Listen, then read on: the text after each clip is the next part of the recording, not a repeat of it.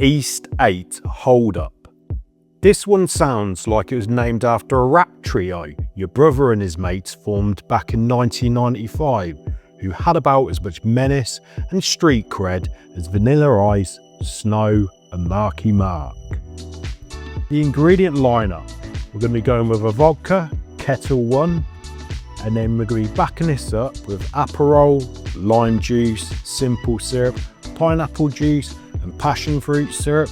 This does sound like a lot of ingredients, but it's a relatively inexpensive drink to put together and easy to make. Let's kick this one off by the 1.5 ounces, that's 45 ml of vodka to our shaker. Then add 1/2 ounce, that's 15 ml of Aperol. Add 1/2 ounce, that's 15 ml of simple syrup.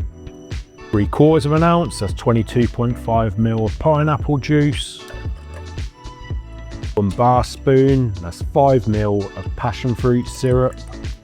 Lastly, we're going to add 1/2 ounce, that's 15 ml of fresh lime juice. Add ice, and then we're going to give this a good shake for around 10 to 15 seconds. This cocktail has a very unique story.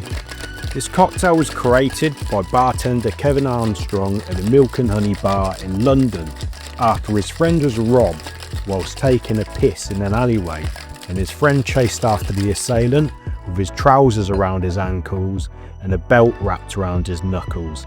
East 8 is a postcode for Hackney and Dalston area of London, which used to have a bit of a rep a long time ago before it became ridiculously gentrified in the 2010s. Going to double strain this into a rocks glass over some ice.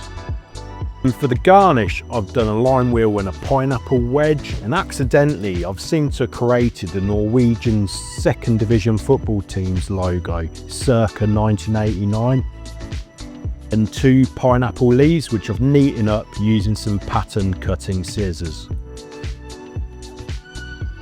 Taste test. This is a very fruit forward drink. It's sweet, but it's not ridiculously sweet. The lime and the Aperol do tow it into line a little bit. It's very refreshing though, what you want on a hot day, and it's really easy to drink. The vodka I can't really detect too well in it all.